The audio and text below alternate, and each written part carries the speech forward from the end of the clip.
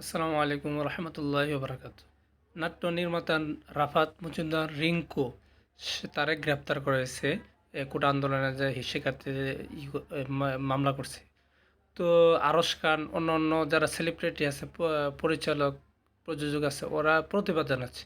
আচ্ছা, মনে করেন কোটা আন্দোলনে কি সে জড়িত ছিল না, সে ভালো ছিল, তো এর আগের 15 বছর সে কি করছে নাট্য যে রিংকু?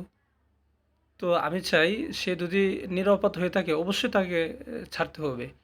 আর সে যে সময় ছাত্রলীগের সহসভাপতি ছিল, এই সময় কি ফেরাস্তা ছিল তাদের দল সংগঠন? ওই সময় অপকর্ম করে নাই, খারাপ কাজ হয় নাই, কোনো হয় না, দুর্নীতি বাদ দেন, কিন্তু ওই যে মানে ছাত্রদলে তো অনেকজন আহত হয়েছে, নিহত হয়েছে, ওই সময় কি নির্যাতন শিকার হয় নাই? তো সেলিব্রিটি যারা আছে আপনারা একটু মানে হইলেই যে আপনারা করবেন, আপনারা কি করছেন? এই যে বলুন তো, 15 বছর ধরে কি নাটক করছেন আপনারা? দেশ বিদেশে অনেকজনে তো যে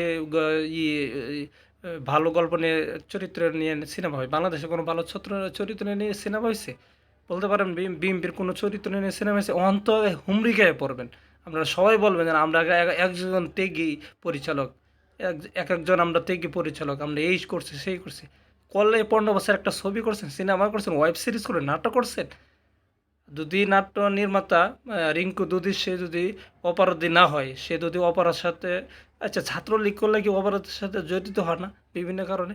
দুর্নীতি বাদ দেন, এই যে এই খুন হাজারি না হাজারি এগুলো করেন না, আপনারা কিভাবে সাপোর্ট দেন? আপনারা তো এতদিন কিছুই করেন নাই, মানে নাট্য পরিচালক হিসাবে কোনো কিছু করেন নাই। আপনার মধ্যে কারা মারা গেছে বলে তো দেখি, কারা আহত হয়েছে, কারা নির্যাতন হয়েছে?